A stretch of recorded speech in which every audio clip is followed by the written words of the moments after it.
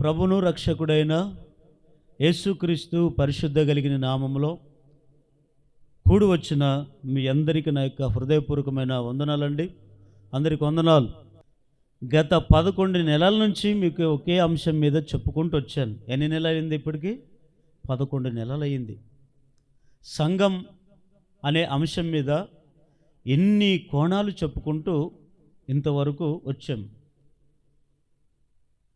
దేవుని చిత్తమైతే వచ్చే జూన్ మాసం చివరి వారంకంతా పూర్తవుతుంది. మరలా జూలై నెల నుంచి కొత్త అంశం మరలా ప్రారంభించబడుతుంది. సంఘంలో ఏమేమి ఉండాలో అనే విషయాలు చాలా చెప్పుకుంటూ వచ్చాం. ఈ వారం కూడా ఇంకా సంఘంలో ఏమేమి ఉండాలి అని మనం ఆలోచన చేస్తే పరిశుద్ధ గ్రంథంలో నుండి పేతురు రాసిన మొదటి పత్రిక 3వ అధ్యాయము 20వ వచనం.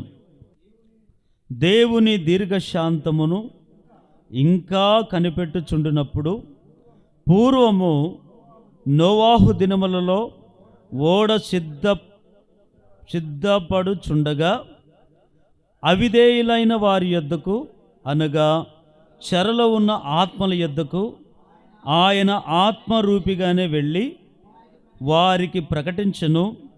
ఆ ఓడలో కొందరు అనగా 8 మంది నీటి ద్వారా రక్షణ పొందిరి. గట్టిగా హల్లెలూయా అని చెప్పండి.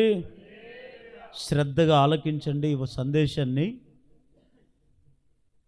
ఈరోజు అంశం పేరేమిటంటే సంఘములో ప్రకటన వినుడి. చెప్పండి, మరొకసారి గట్టిగా చెప్పండి మాటను. ఏం వినాలంటే ప్రకటన. ఏం వినాలంటండి? ప్రతి సంఘాల్లో ప్రకటనలు చేస్తారు లేదా? చేస్తారు లేదా? చేస్తారు.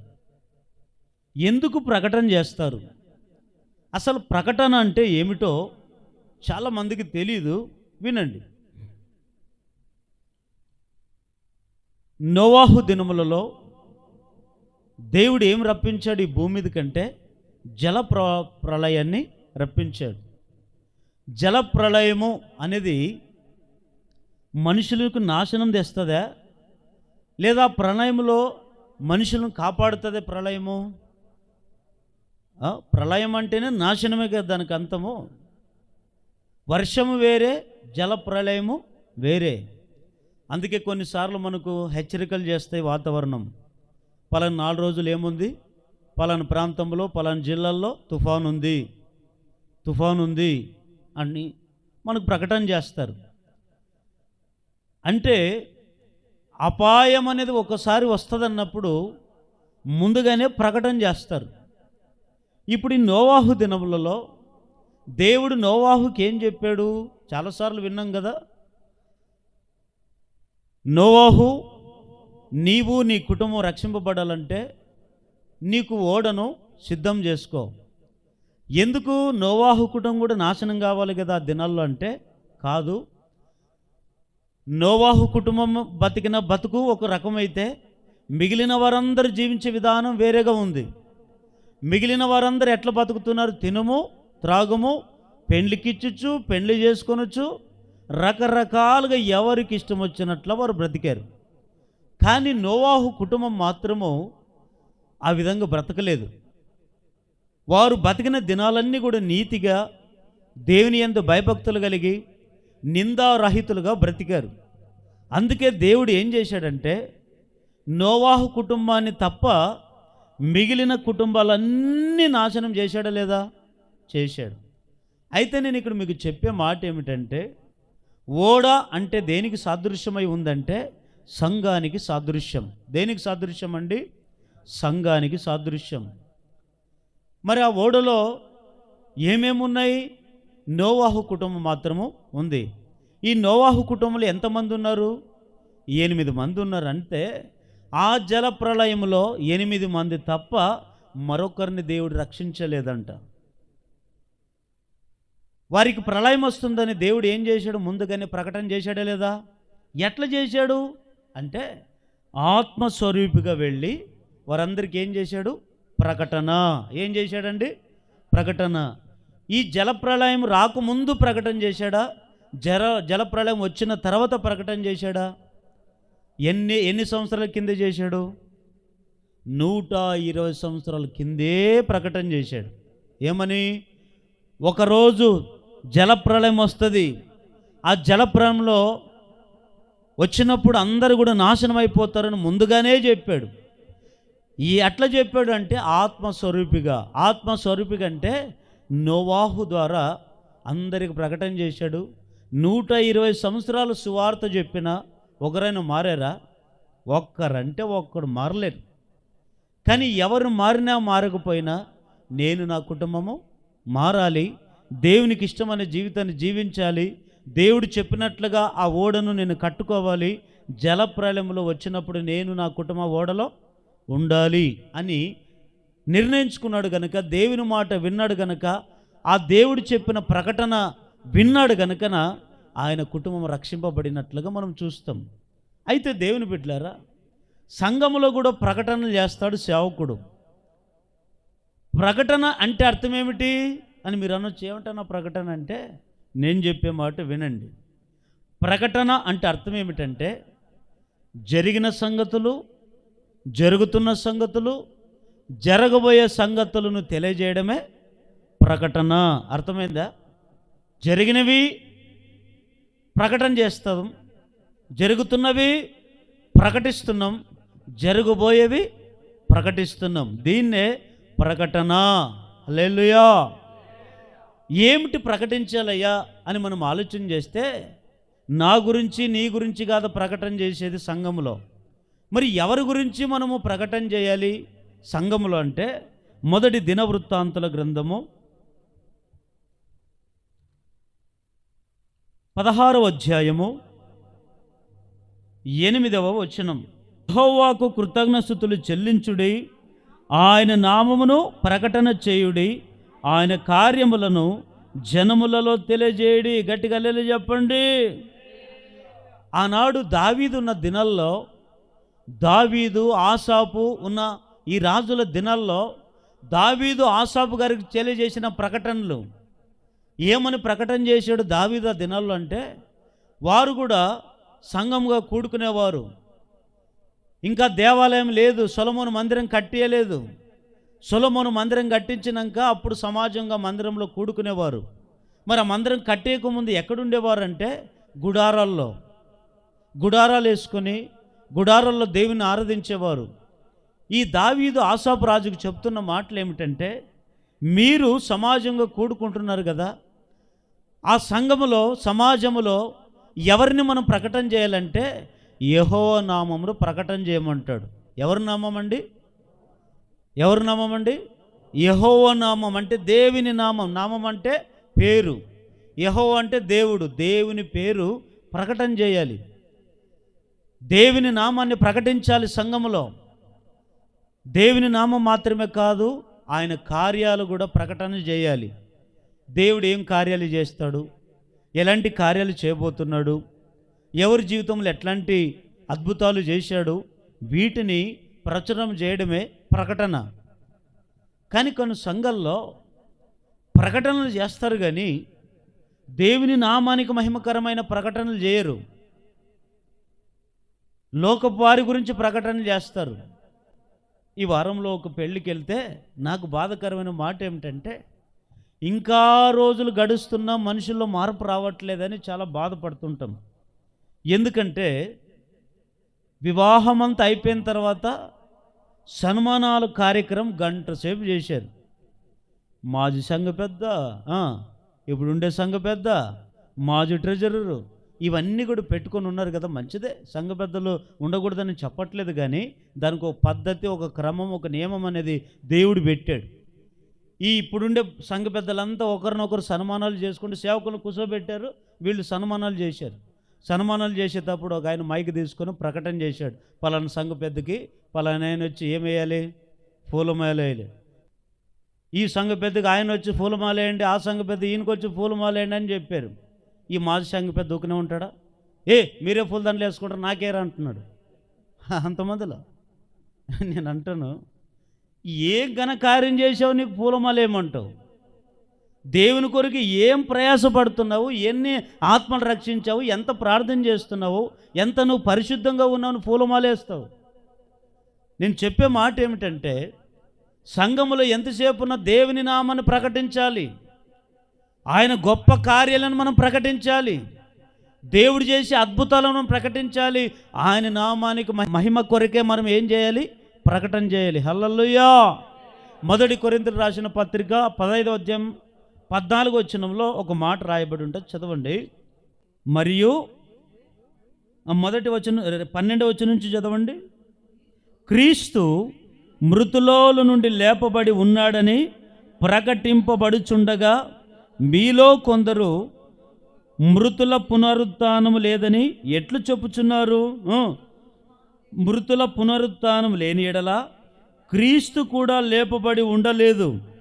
మరియు క్రీస్తు లేపబడ ఉండని ఎడల మేము చేయు ప్రకటన వ్యర్థమే, మీ విశ్వాసము వ్యర్థమే. పౌలు గారు కొరింథీ సంఘానికి ఏమంటున్నాడు?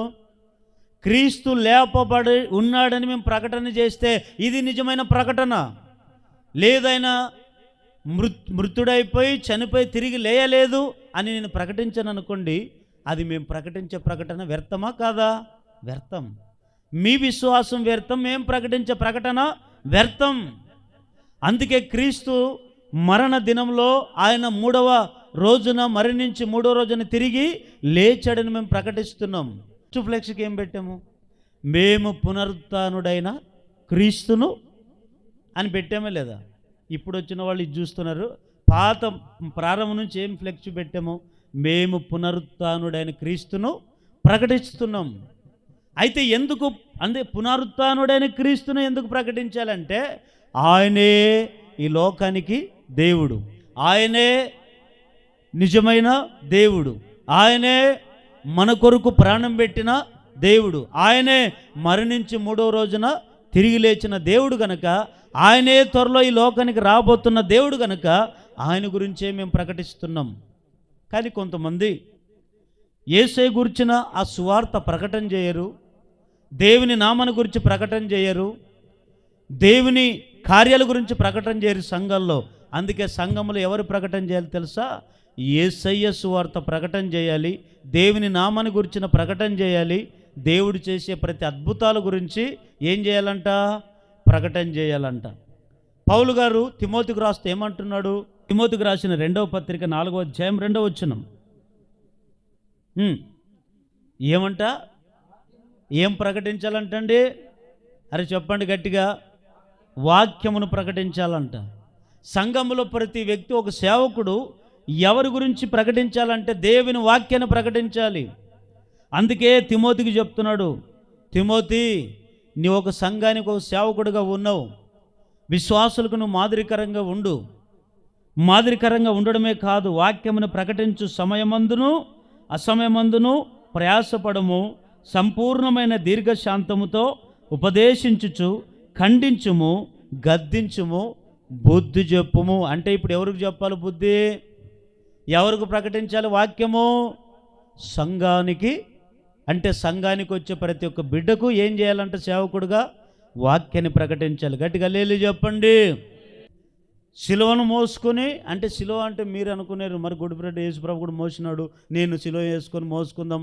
ఇది కాదు. సిలువ అంటే శ్రమలు, సిలువ అంటే నిందలు, సిలువ అంటే మనం చేయకపోయిన తప్పులు కూడా కొన్నిసార్లు చేసినట్టు మోసుకొని ఉంటామే, క్రీస్తు కొరకు నిందలు భరిస్తుంటామే, దేవుని కొరకు అవమానాలు భరిస్తుంటామే, దేవుని కొరకు అనేక శ్రమలు అనుభవిస్తుంటామే. దీన్ని మోసుకోవడమే సిలువ. పౌలు గారు అంటాడు, నా మీద ఒక భారం మోపబడింది, నేను నా సువార్త, దేవుని సువార్త ప్రకటింపకపోతే నాకు ఒక శ్రమ అంటాడు ఆయన. అంటే ఆయన శ్రమ ఏమిటో తెలుసా? దేవుని సువార్త ప్రకటించకపోతే కూడా ఏమొస్తుందంటే ఆయనకి శ్రమ. అందుకే సేవకుడు సమయమందు అసమయమందు ఏం ప్రకటించాలి? సంఘంలో వాక్యం, దేవుని గురించిన ఆ మర్మం, దేవుని గురించిన ఆ కార్యాలు ప్రకటిస్తున్నప్పుడు సంఘం ఏం చేయాలంట? సంఘం ఏం చేయాలి ప్రకటిస్తున్నప్పుడు? ఎన్ని చెవులు ఉన్నాయి? ఉన్నాయా లేదా? చూసుకోండి ఒకసారి, ఉన్నాయా లేదా? ఇట్లా అనుకున్నాండి, తుప్పు పట్టింటి ఇట్లా అనుకున్నాండి. ఎందుకంటున్నాను ఆ మాట అంటే, కొంతమంది ఈ షోతేనే అంటే దేవుని వాక్యం, కొంతమందికి దేవుని వాక్యం వినాలన్నప్పుడు ఏం చెప్తాడా అని వినరు. కొద్దిగా ఏదన్నా పలానా అక్క ఇట్లా, పలానా ఆయన ఇట్లా, పలానా అన్నిట్లా అని కొద్దిగా చెప్తా ఎవరు ఆ చెవులు, నిద్రపోయే చెవులు కూడా లేచి అంటుంటాయి. కుందేలు చెవులు చూసారా లేదా? కుందేలు చెవులు, కుందేలు ఎప్పుడైనా రోడ్డు మీద పరిగెత్తప్పుడు అంటది కళ్ళకు చూపు, చెవులు అట్లే అంత స్ట్రైట్. పండుకునేటప్పుడు ఏం చేస్తుంది ఈ కుందేలు? చెవులు మడుచుకొని, అంటే తన మార్గంలో ఎట్లా వెళుతుందో దానికి తెలుసు. అంటే చెవులు ఎందుకు లేపుతుంది, చెవులు ఎందుకు అట్లాగా పెడుతుందంటే, ఈ వైపు నుంచి ఏ అపాయం వస్తుందో, ఈ వైపు నుంచి ఏం అపాయం వస్తుందో వినేదంతా ఎక్కడి నుంచి ఉంటుంది? చెవుల ద్వారా వింటుంది. కనుక రోడ్డు మీదకి వచ్చినప్పుడు, ఎక్కడైనా పోయేటప్పుడు ఆ కుందేలంట చెవులు లేపుకొని శ్రద్ధగా బయలుదేరుతుందంట. కానీ పడుకునేటప్పుడు చెవులు మడుచుకొని. నేను అంటాను, ఈరోజు చాలామంది జీవితాల్లో ప్రకటిస్తున్నప్పుడు ప్రకటన వినరు, పనికిరాని మాటలు వింటారు. అయితే నేను చెప్పే ఒక అద్భుతమైన మాట ఏమిటంటే, సంఘములో ఒక సేవకుడు ప్రకటన చేస్తున్నప్పుడు, ప్రకటిస్తున్నప్పుడు మనం శ్రద్ధగా వింటే కలిగే గొప్ప కార్యాలు ఏమిటో తెలుసా? ఒక్క 3 మాటలు చెప్పి నేను ముగిస్తాను. ఈ ప్రకటన ద్వారా దేవుడు ఎలాంటి కార్యాలు మన జీవితంలో చేస్తాడు? సేవకుడిగా నిలబడి ప్రకటిస్తున్నప్పుడు, వాక్యం ప్రకటిస్తున్నప్పుడు కావచ్చు, దేవుని కార్యాలు ప్రకటిస్తున్నప్పుడు కావచ్చు, నీవు శ్రద్ధగా వినగలిగితే ఎలాంటి మేలులు నువ్వు చూస్తావు, ఎలాంటి కార్యాలను నువ్వు చూస్తావు అంటే, మొట్టమొదటి మాట చదవండి. మొదటి సమూయేలు గ్రంథము 10వ అధ్యాయము 6వ వచనం. ఈలాగున పోవచ్చు ఫిలిష్తీయుల దండు కాపువారుండు దేవుని కొండకు చేరుదువు. అచ్చట ఊరి దగ్గర నీవు రాగానే స్వర మండలము, తంబూర, సితార వాయించు వారి వెనుక ఉన్నతమైన స్థలముల నుండి దిగివచ్చు ప్రవక్తల సమూహము నీకు కనబడును. వారు ప్రకటన చేయుచు వత్తురు. 6వ వచనం చదవండి. యెహోవా ఆత్మ నీ మీదికి బలముగా దిగివచ్చును, నీవు వారితో కలిసి ప్రకటన చేయుచుండగా నీకు క్రొత్త మనసు వచ్చునుగాక. ఒకసారి గట్టిగా చప్పట్లు కొట్టండి. రాజకీయ నాయకుల కన్నా ఇంత బాగా కొడతారు లేదనిపిస్తుంది. కొట్టండి గట్టిగా. హల్లెలూయా. వినండి, ప్రకటన చేస్తున్నప్పుడే ఏమొస్తుందంట మనలో? చెప్పండి, ఏం పుడుతుందంట? క్రొత్త మనసు. ఏం పుడుతుంది చెప్పండి? మనసు ఉందా లేదా? మనసు ఉందా? బండి ఉందా మీలో? మనసుకి బండికి తేడా ఉందా లేదా? మానవునికి జంతువునికి తేడా ఉందా లేదా? మనిషికి పక్షులకు తేడా ఉందా లేదా? మనుషులకి వేరొక దానికి తేడా ఉందా లేదా? ఉంది కదా. ఎందుకు మనిషిలో మనసు పెట్టాడు దేవుడు? ఈ మాట బాగా వినండి. మానవునిలో ఎందుకు మనసు పెట్టాడు? మీరు అనుకునేరు మనసు అంటే అన్నీ ఒకే రకమైన మనసు అనుకునేరు. అన్నీ ఒక రకమైన మనసు కాదు. మనుషుల్లో కూడా కొంత తేడాలు ఉన్నాయి. నేను సొంత మాట కాదు, ఇది బైబిల్లో రాయబడిన మాటల గురించి చెప్తాను. ఇక్కడ సౌలు అనేటువంటి వ్యక్తి ఉన్నాడు. ఈ సౌలు ఒకప్పుడు ఏ పని చేస్తూ బ్రతుకుతున్నాడు అంటే, గాడిదలు వెతుక్కుంటూ తిరుగుతున్నాడు దినల్లో. ఏం వెతుక్కుంటూ? గాడిదలు. వాడు తండ్రికి గాడిదలు ఉన్నాయి. సౌలుకు కూడా తండ్రికున్న ఆ గాడిదలను, కుమారునికి ఇంక గాడిదలు కాసే తండ్రికి ఇంక కుమారుడు పుడితే ఆ గాడిదలు, తండ్రి చచ్చిపోతే దానికి గాడిదలు కాసే అధికారం ఎవరికి వస్తుంది? కుమారులకే కదా. అంటే వాడిదంతా వాడు గోత్రమే, గాడిదల గోత్రం అనుకోండి. భాష చెప్తా, గాడిదలు కాసే గోత్రం అనుకోండి. ఈ తండ్రికి ఉన్న గాడిదలు పోగొట్టుకొని పోతే, గాడిదలు పెట్టుకొని తిరుగుతున్నటువంటి సౌలును దేవుడు ఏం చేశాడు తెలుసా? ఇశ్రాయేలుకు రాజులుగా అభిషేకించాలని నిర్ణయించుకొని ఓ సేవకుడు ఉన్నాడు ఆ దినాల్లో, ప్రవక్త. ఆయన పేరు సమూయేలు. ఆయనతో మాట్లాడాడు సమూయేలు, ఈ ఇశ్రాయేలు ప్రజలకి వారిని నడిపించే నాయకుడు అవసరమే కదా. కాపరి లేని గొర్రెలు ఏమైపోతాయి? చెదిరిపోతాయి లేదా? ఏ సంఘానికైనా చిన్న సంఘమే కావచ్చు, పెద్ద సంఘమే కావచ్చు, నడిపించే కాపరి ఖచ్చితంగా ఉండాల. ఇప్పుడు ఆ ఇశ్రాయేలు ప్రజలందరూ కూడా దేవుని నమ్ముకున్న బిడ్డలు, దేవుని చేత ఏర్పరచుకున్న బిడ్డలు కదా. వారికి నడిపించడానికి ఒక రాజు అవసరం, నాయకుడు అవసరం. ఆ నాయకుడు ఎవరై ఉంటారని ఆలోచన చేసినప్పుడు సౌలుని ఎన్నుకున్నారు దేవుడు. ముందు దేవుడు ఎన్నుకోలేదు సౌలును. మీకు ఒక విచిత్రమైన మాట చెప్పాలంటే, సౌలును దేవుడు ముందుగా ఎన్నుకోలేదు. ఎవరు ఎన్నుకున్నారంటే మనుషులు ఎన్నుకున్నారు. మనుషులు ఎన్నుకున్న తర్వాత అప్పుడు దేవుడు ఏం చెప్తాడు? సమూయేలు, ఈ ప్రజలు ఈ సౌలుని ఎన్నుకున్నారు కనుక అందుకే ఈ సౌలును నేను ఇశ్రాయేలు ప్రజలకు రాజుగా అభిషేకిస్తానని చెప్పి అప్పుడు ఏం చేశాడు? అభిషేకించమంటే అప్పుడు ఈ సమూయేలు తైలపు బుడ్డి తీసుకుని ఈ గాడిదలు వెతుక్కొని తిరుగుతున్నటువంటి సౌలుని పిలిపించి ఆ సౌలుని ఏం చేశాడు తెలుసా? తల మీద నూనె పోసి నూనె ద్వారా అభిషేకించాడు. సంఘానికి సేవకుడు కావాలంటే ముందు అభిషేకం అనేది ఉండాలి. అభిషేకం లేకుండా సేవ చేయకూడదు. ఇది దేవుని యొక్క కట్టడ. అభిషక్తులే సంఘాన్ని నడిపించాలి, అభిషక్తులే దేవుని వాక్యాన్ని ప్రకటించాలి, అభిషక్తులే బాప్తిసము ఇవ్వాలి. ఎవరు పడితే వాడు బాప్తిసం ఇవ్వకూడదు, ఎవరు పడితే వారు వాక్యాన్ని చెప్పకూడదు. సువార్త వేరే, సేవ కాపరితత్వం వేరే, సువార్త సేవ. సువార్త అందరూ ప్రకటించవచ్చు, సువార్త అందరూ ప్రకటించవచ్చు, కానీ వాక్యం మాత్రము అభిషేకింపబడిన సేవకుడే చెప్పాలి. ఇది దేవుడు మనకి నేర్పిన క్రమం. అయితే దేవుని బిడ్డలారా, ఈయన అభిషేకించినట్టు మొదలుకొని ఏం చేశాడు తెలుసా? అప్పుడు అభిషేకిస్తుంటే దేవుడు ఏం చేశాడు తెలుసా? ఈ సమూయేలుకు చెప్పాడు, కొన్ని మాటలు చెప్తుంటే మీరు పైనుంచి తర్వాత మీరు చదువుకోండి ఇంట్లోన. అన్నీ చెబుతూ ఉంటే అప్పుడు కొంతమంది ప్రకటన చేస్తూ వచ్చారంట. ప్రకటన చేస్తూ వస్తున్నటువంటి ఆ ప్రకటన చేస్తున్నప్పుడు ఏం జరిగిందో తెలుసా? సౌలుకి ఏమొచ్చింది? పాత మనసు తొలగిపోయి ఏ మనసు పుట్టింది? క్రొత్త మనసు వచ్చింది. ఎప్పుడు వచ్చింది క్రొత్త మనసు? ప్రకటిస్తున్నప్పుడే వచ్చింది. ఇప్పుడు కూడా ఓ సేవకుడు సంఘంలో వాక్యాన్ని ప్రకటిస్తున్నప్పుడు ప్రతి మనిషికి ఏ మనసు రావాలి? క్రొత్త మనసు పుట్టాలి. పుట్టాల వద్దా? కొంతమందికి పుట్టదు. అదే మనసే, అదే బూతుమాటలే, అదే ఆలోచనలే, అదే భయంకరమైనదే ఆలోచనలే ఉంటాయి. కానీ రోజు రోజుకు నా హృదయాన్ని రూపాంతరం చేసుకోవాలి, రోజు రోజుకు నా మనసు మార్చుకోవాలి అనేటువంటి ఆలోచన కొంతమందికి రాదు. కానీ ప్రకటిస్తున్నప్పుడే నీకు క్రొత్త మనసు రావాలా. ఈ మనసులు కూడా రకరకాలు ఉన్నాయి. నేను మిమ్మల్ని ప్రశ్న అడుగుతాను, చెప్పండి. ఈ భూలోకంలో దేవుడు అన్నీ సృజించాడు కదా, వేగంగా పరిగెత్తేది ఏమిటి? చెప్పండి, వేగంగా పరిగెత్తేది ఏమిటి? నేను చిన్నగున్నప్పుడు మీకు ఎప్పుడో చెప్పినట్టున్నాను కదా, మరొకసారి చెప్తాను వినండి. 5వ తరగతి ఏమో చదువుతున్నాను, జ్ఞాపకం ఉంది.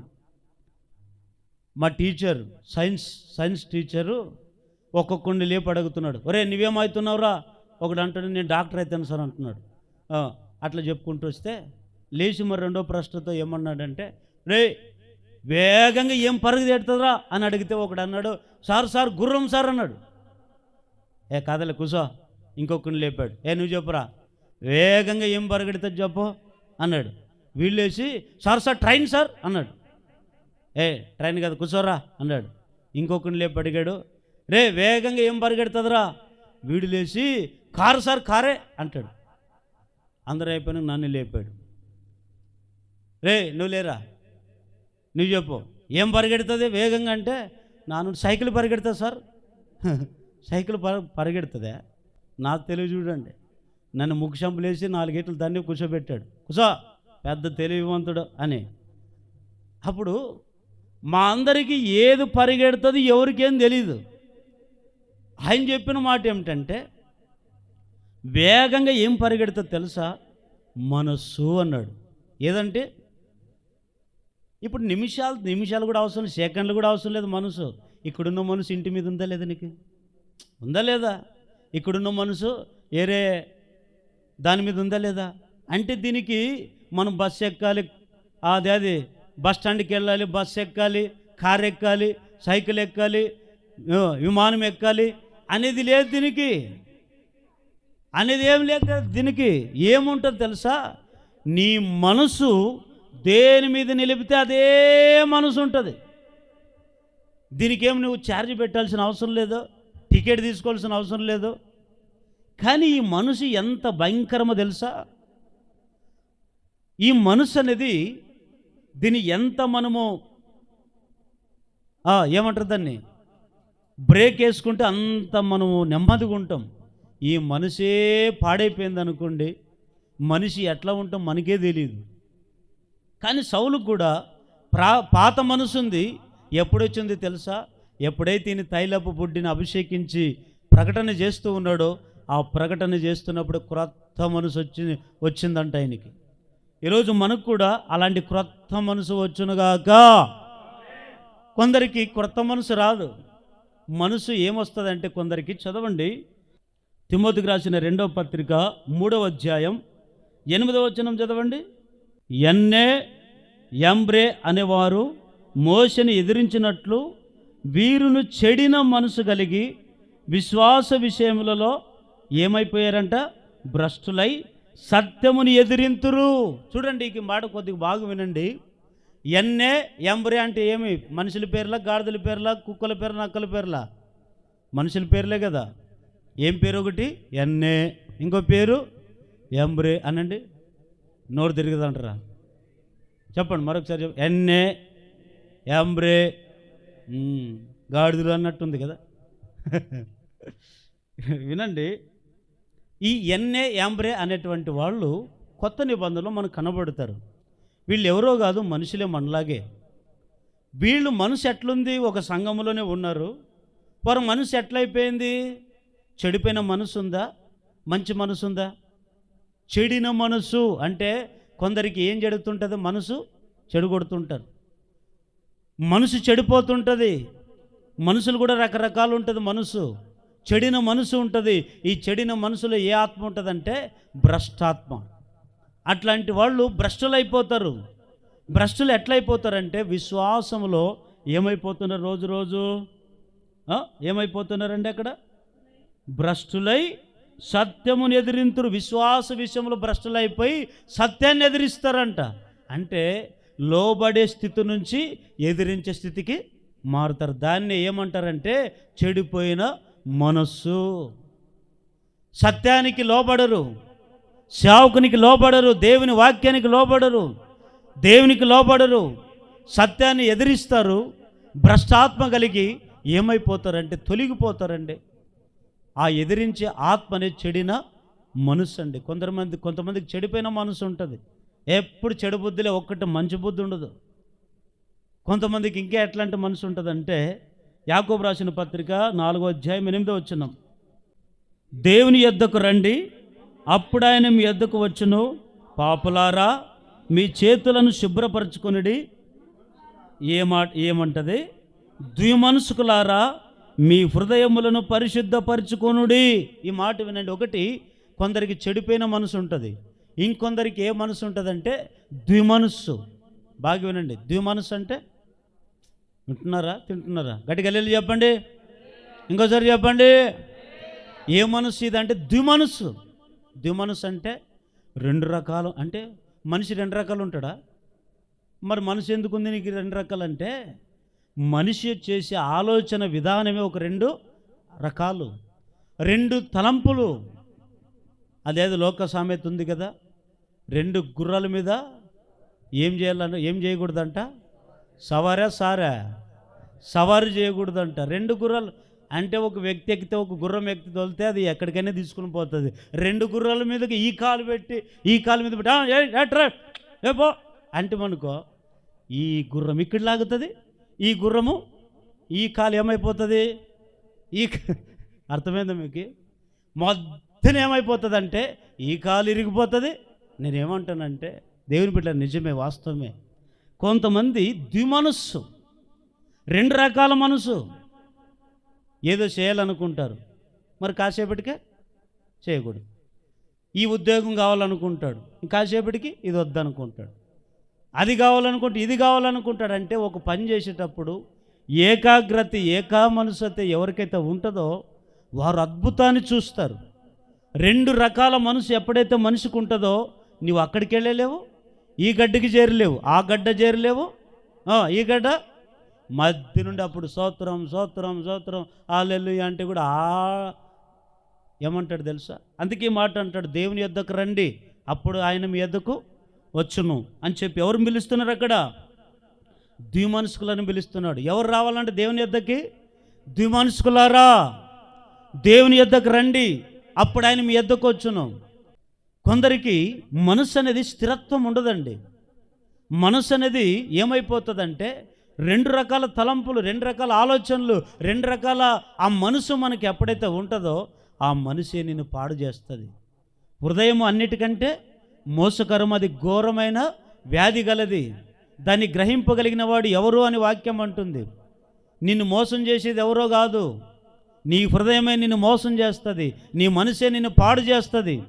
అందుకే నీ మనసు ఎట్లుండాలంటే ఏకాగ్రత. చదవండి, ఆ మాట కూడా రాయబడింది ఆ ఫిలిప్పీయులకు రాసిన పత్రిక 2వ అధ్యాయం 2వ వచనం.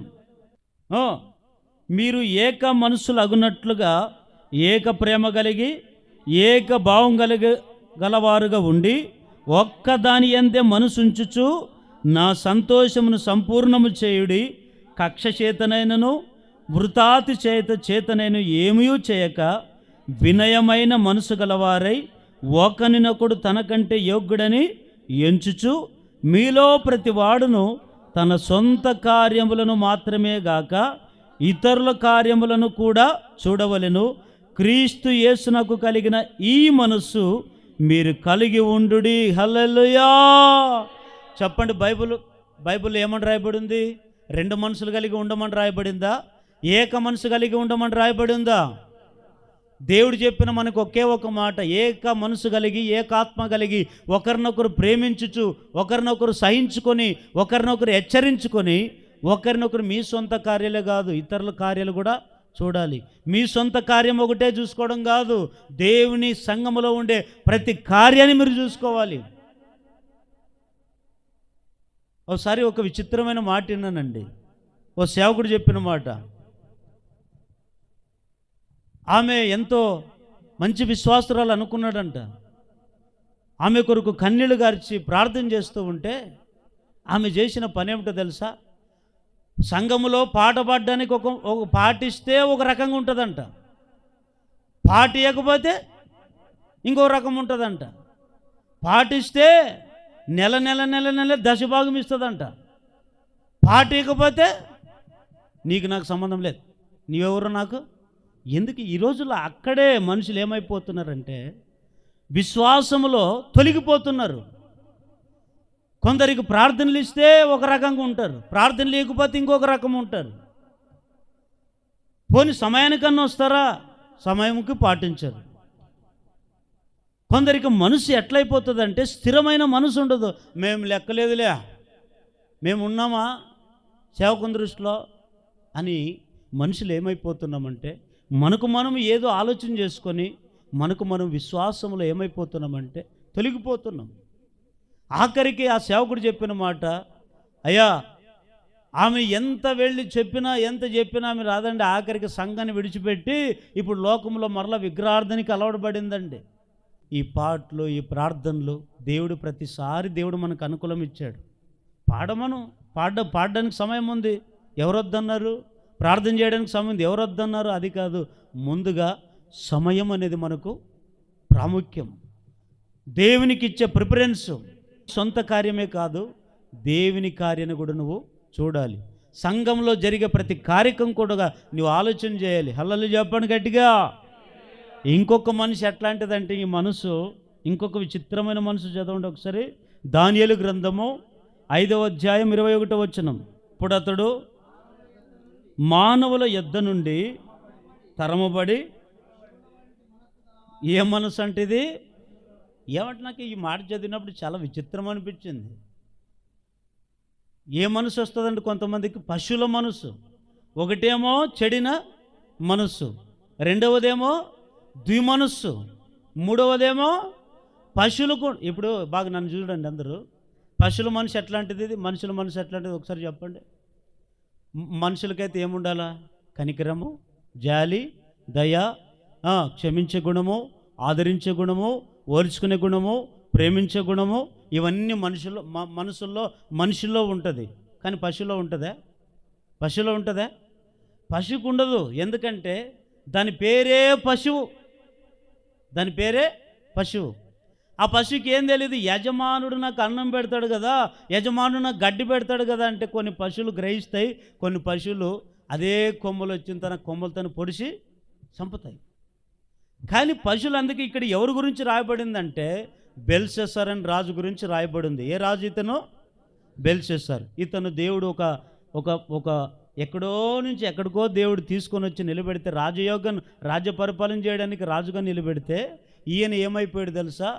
ఆఖరికి దేవుని మందిరంలో ఏం చేశాడంటే అపవిత్రమైన కార్యాలు పెట్టాడు. అంటే దేవుడికి, ఆ దేవుని సంఘంలో ఉండేటువంటి ప్రతి వస్తువును పాడు చేయడమే కాదు, తనకు అనుగుణంగా మందిరాన్ని మార్చుకున్నాడు, తనకు అనుగుణంగా ఆ సంఘాన్ని మార్చుకున్నాడు.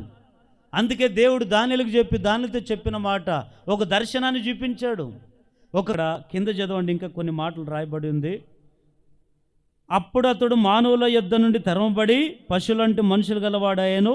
మహోన్నతుడకు దేవుడు మానవుల రాజ్యములు ఏలుచు ఎవనిని స్థాపింపగోరునో వారిని స్థాపించునని అతడు తెలుసుకున్న వరకు అతడు అడవి గాడిదల మధ్య నివాసించుచు పశువుల వలె గడ్డి మేయచు ఆకాశపు మంచు చేత తడిసిన శరీరం గలవాడాయను.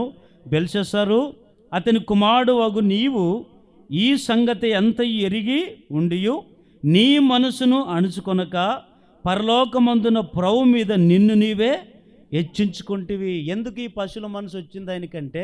ఎందుకు గడ్డి తినే స్థితికి వచ్చాడంటే దేవుని మీద తను తానే ఎవరికంటే ఎక్కువ హెచ్చించుకున్నాడు?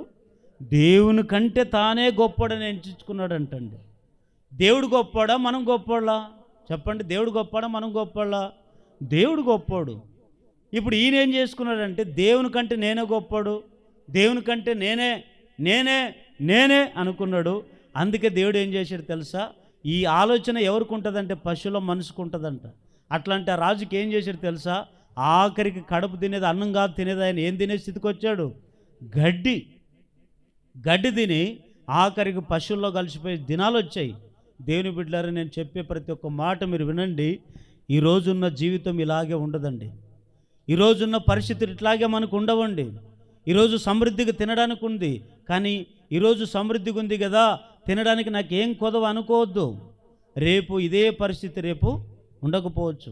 అట్లని చెప్పి ఈరోజు నా పేద స్థితి ఈరోజు తినడానికి లేదని అనుకోవద్దు. ఈరోజు లేకపోవచ్చు, రేపు సమృద్ధిగా దేవుడు నీకు ఇవ్వచ్చు. కానీ నేను అంటాను, పరిస్థితులను బట్టి మనిషి మారకూడదు. పరిస్థితులను బట్టి మనసు మారకూడదండి. ఎప్పుడు మనిషిని బట్టి పరిస్థితులు మారాలి, కానీ మనిషిని బట్టో ఎప్పుడు పరిస్థితులు బట్టో మనం ఎప్పుడు మారకూడదు. కొంతమంది పరిస్థితులు బట్టి మారుతుంటారు. కష్టాలు వచ్చినప్పుడు ఒక రకంగా ఉంటారు, సమృద్ధిగా ఉన్నప్పుడు ఇంకొక రకం ఉంటారు. దేవుడు ఏం కొద చేయకున్నప్పుడు సంతోషంగా ఉంటారు, కొద్దిగా చిన్న కష్టాలు వస్తే ఇంకొక రకంగా ఉంటారు. ఇది ఏ రకం అంటే ఇది ద్విమనస్సు అనేది మనం ఉండకూడదండి. మరి ఏ మనసు ఉండాలో తెలుసా? మనమందరం ఈ మనసు పోవాలంటే మనకు ప్రకటన చేస్తున్నప్పుడు మనకి ఏ మనసు రావాలి? క్రొత్త మనసు వచ్చునుగాక. లూకా సువార్త 11:32 నినివే మనుషులు విమర్శ కాలమున ఈ తరం వారితో కూడా నిలబడి వారి మీద వారు యోనా ప్రకటన విని మారు మనసు పొందిరి. చూడండి, నినివే పట్టణస్తులు ఉన్నారా లేదండి? ఉన్నారు. ఈ నినివే పట్టణస్తులు ఒకప్పుడు ఎట్లా బతికారు?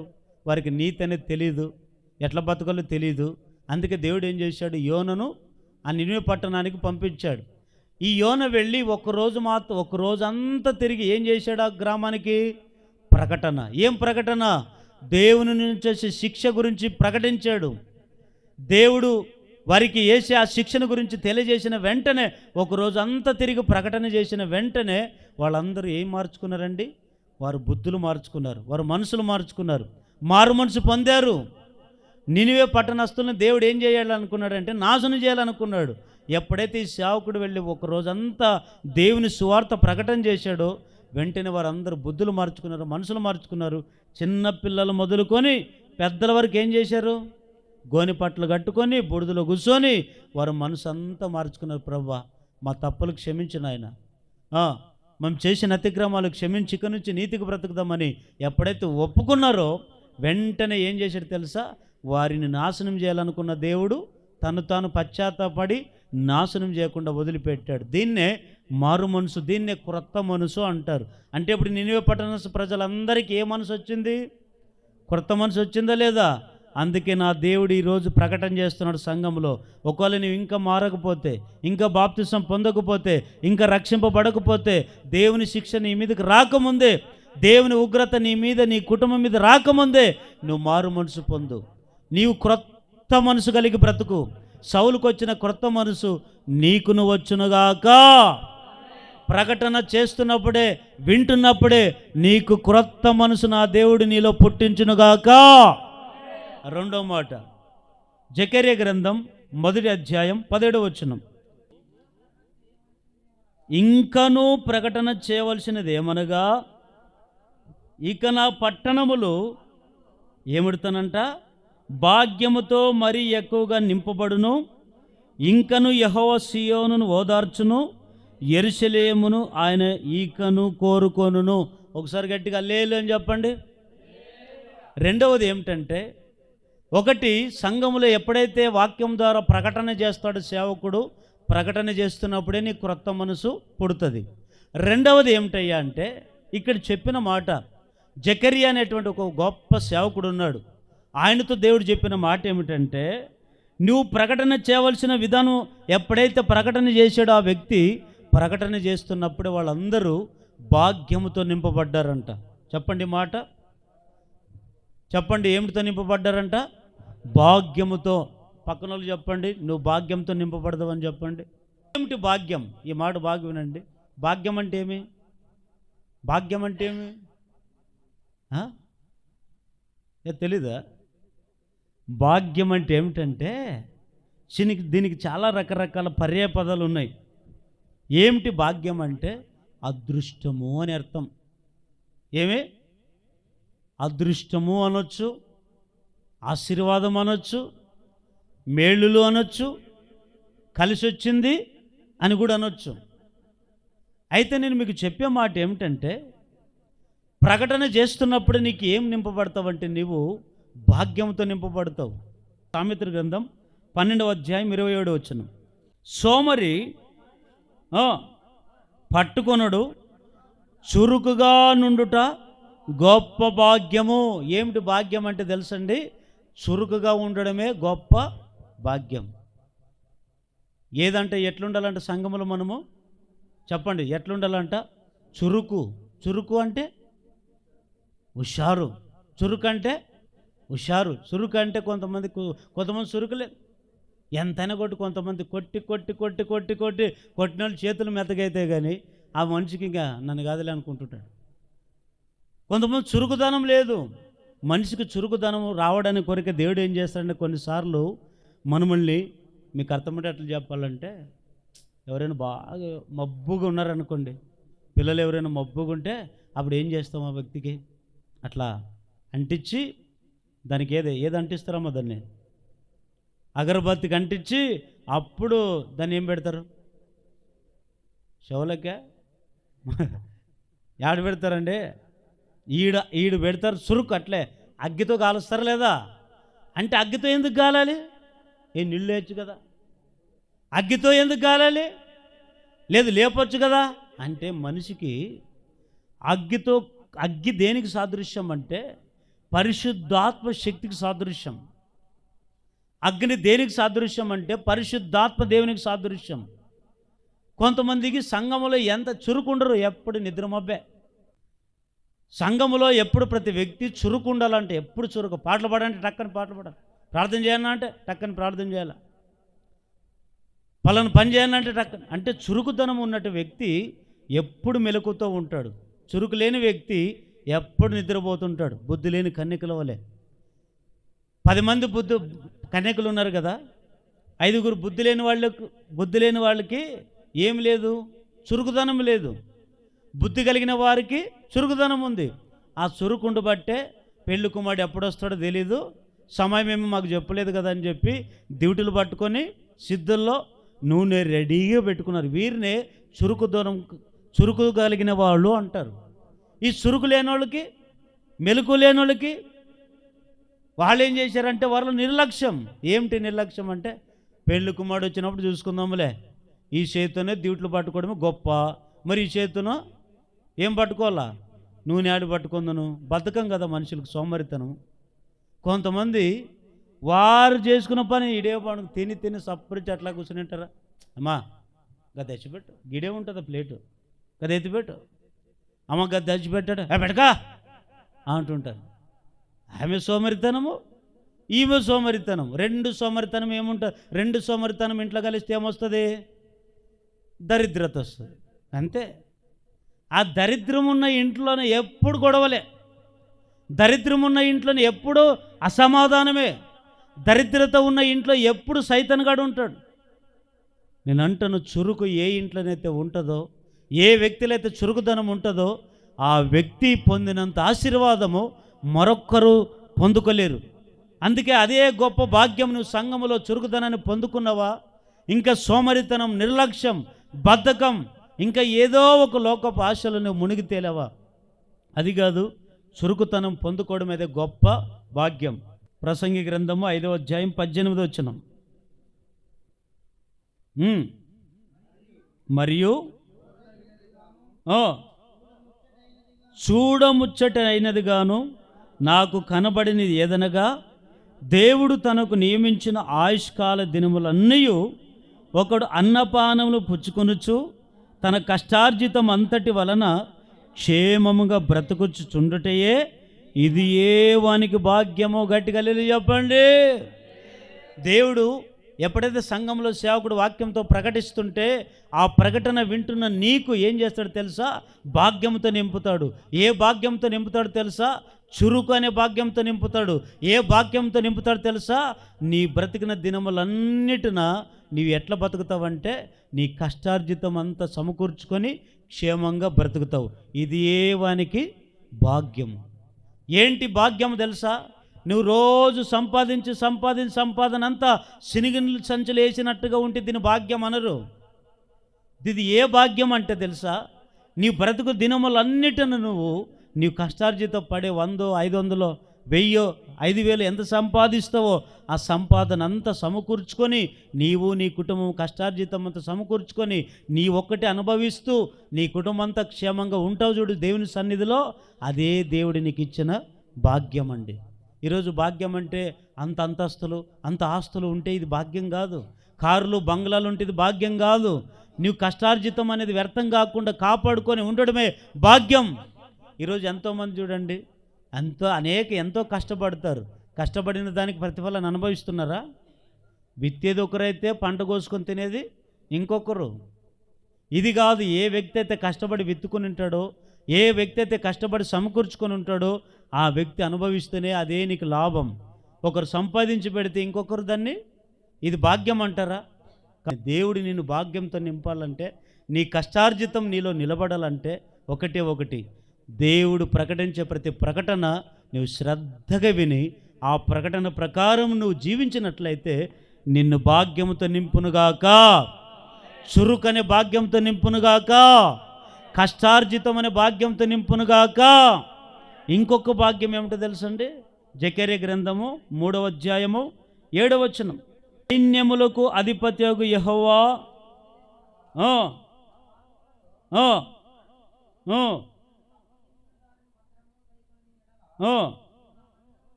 నీవు నా మందిరము మీద అధికారివై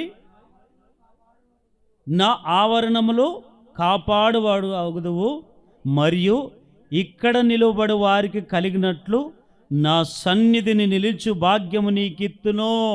ఓసారి అందరు గట్టిగా చప్పట్లు కొట్టండి, మాటను బట్టి గట్టిగా హల్లెలూయా.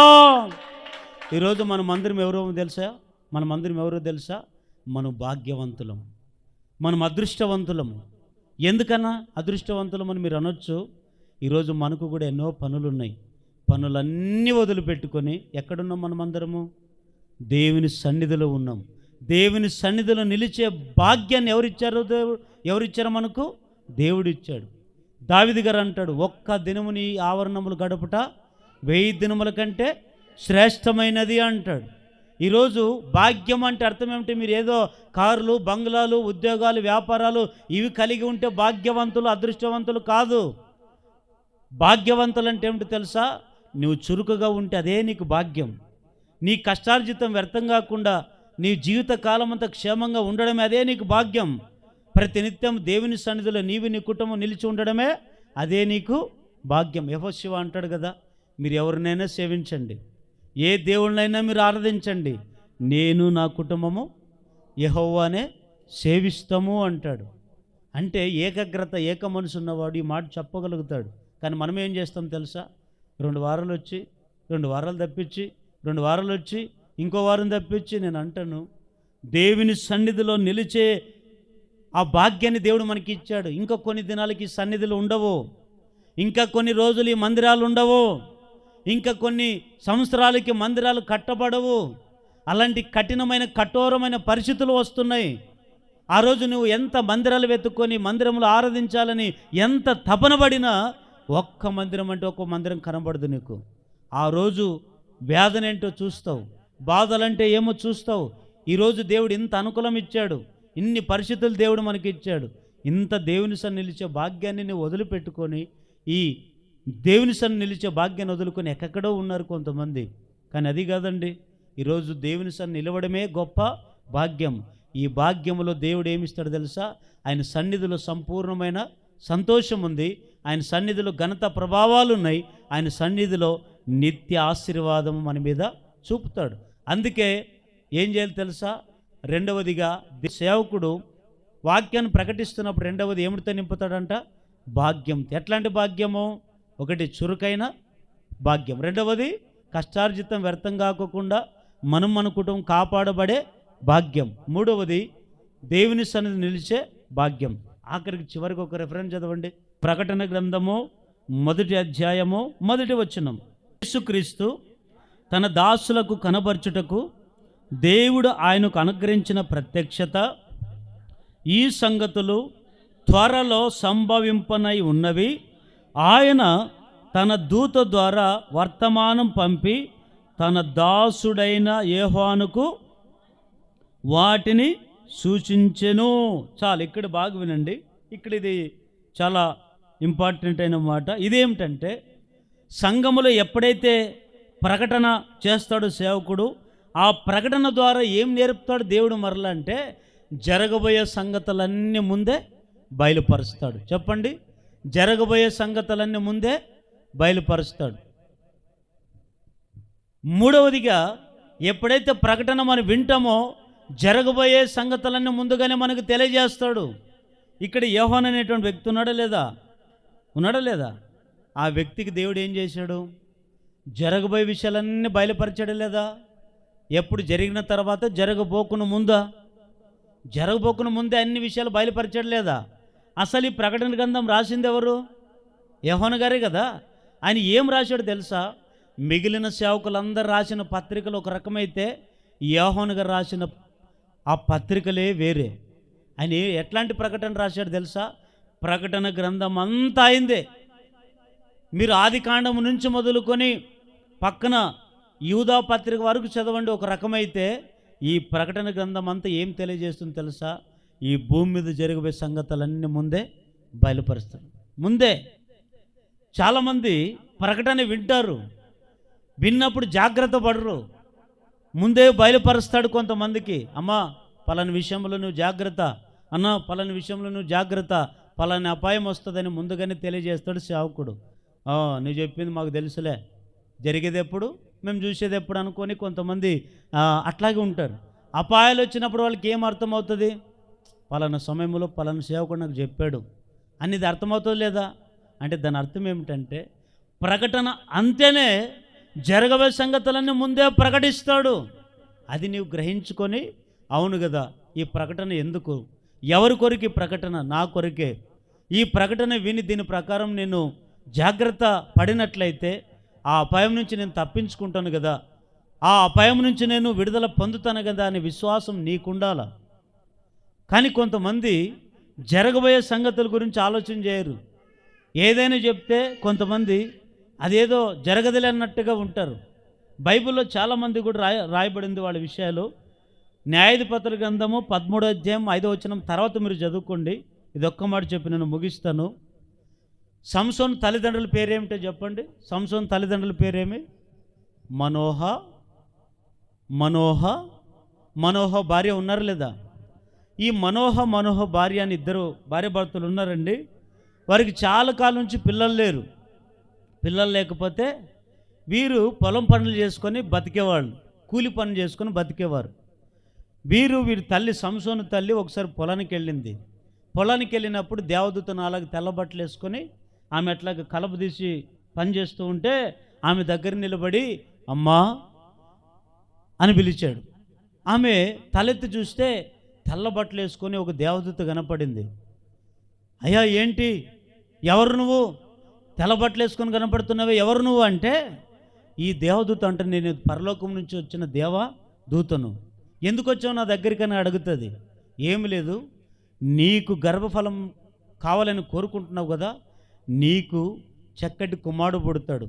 ఆ కుమారును పుట్టేటప్పుడే కడుపులో 3 నెలలు పిండంతో ఉన్నప్పుడే నీవెట్లా పెంచాలి తెలుసా? నువ్వు మద్యం దాగకూడదు, అపవిత్రము చేసుకోకూడదు, ఆ బిడ్డను దేవుని కొరకు పెంచాలని చెప్తుంది, ముందే చెప్తుంది. ప్రకటన చేస్తాడు సేవకుడు. దేవదూత చెప్పినప్పుడు ఎట్లా పెంచాలో చెప్తాడు ఆ దేవదూత చెప్పినప్పుడు ఏం చేస్తుంది తెలుసా? ఆ ప్రకటన మర్చిపోలేదండి.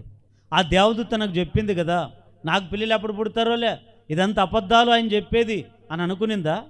అనుకోలేదండి. ఆ ప్రకటన తన మనసులో పెట్టుకునింది.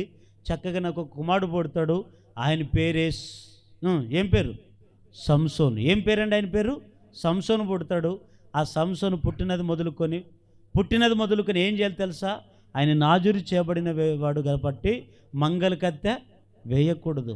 ఈరోజు మన పిల్లలు పుట్టే లోపల, సంవత్సరం వచ్చే లోపల ఏంది, ఎంటుకలు తీయండి, గుండు కొట్టించండి మనము అని మీరు అనొచ్చు. అన్నా ఎంటుకలు ఏం తీయకూడదనా అనొచ్చు. నేను అంటాను, ఆచారాలను బట్టి ఎంటుకలు తీసుకోకూడదు, ఆచారాలను బట్టి బోడుగుండు కొట్టించకూడదు మనిషి. యోబు ఉన్నాడు, ఎప్పుడు బోడుగుండు కొట్టుకున్నాడు, ఎప్పుడు ఎంటుకలు తీసుకున్నాడంటే పిల్లలంతా చచ్చిపోతారు. పిల్లలంతా చచ్చిపోతే శ్రమ వస్తుంది. ఎందుకు బోడుగుండు కూసుకున్నాడంటే నేను విశ్వాసంలో నిలబడి ఉన్నాను, దేవుని కొరకు నేను ఇంకా బ్రతుకుతున్నాననే ఒక నిదర్శనాన్ని కొరకు ఆయన ఒక ఆచారం కాదు కానీ ఒక విశ్వాసంతో మాత్రమే గుండు కొట్టించుకున్నాడు. కానీ యోబు జీవితం వేరే, సంసోను జీవితము. దేవుడు ఏం చెప్పాడు సంసోనుకి? తల్లిదండ్రులకు ముందు ప్రకటన చేశాడు. ఇప్పుడు పుట్టే బిడ్డకి ఏం తెలుస్తుందండి? ఏం తెలుస్తుందా? వానికి మంచిది నేర్పేయాలన్నా మనమే, చెడుది నేర్పేయాలన్నా మనమే, వానికి ఏది మంచి చెడు చెప్పదలన్నా మనమే కదా. మరి ఇప్పుడు సంసోను తల్లిదండ్రులే సంసోనికి ఏం చేయకూడదు? మంగళకత్తె. కానీ ఆ ప్రకటన మర్చిపోలేదండి. పుట్టినది మొదలుకొని పిల్లవాడిని దేవుని కొరకు పెంచారు, పరిశుద్ధంగా బ్రతికారు. ఆఖరికి సంసోను పెద్దవాడైనప్పుడు కూడా ఏం తీసుకోలేదు? మంగళకత్తె వేయాలి. ఎప్పుడు వచ్చింది మంగళకత్తె? ఎప్పుడు గుండు కొట్టించారు ఆయనకి? ఎవరు కొట్టించారు అంటే ఒక్క స్త్రీ మోసం చేసింది కదా, ఆమె పేరే దెలీలా. ఆ దెలీలా ఎప్పుడైతే ఆమెకు అలవాటుపడ్డాడో, ఆమెకి 1100 ఇస్తామని చెప్పి శత్రువులు చేయగలుపుకుంటే అప్పుడు ఆమెను పాలన చేసి సంసోన్ని బలాన్ని కనుక్కొని అప్పుడు బోడుగుండు కొట్టిస్తే అప్పుడే ఏం పోతుంది? ఆయనలో బలాన్ని పోతుంది. అయితే నేను మీకు చెప్పే మాట ఏమిటంటే, సంసోను తల్లిదండ్రులకి జరగబోయే సంగతులన్నీ ముందే చెప్పాడే లేదా? ఎట్లా చెప్పాడు? ప్రకటన చేస్తూ చెప్పాడు. ఆ ప్రకటన వారు విని మనసులో పెట్టుకున్నారు.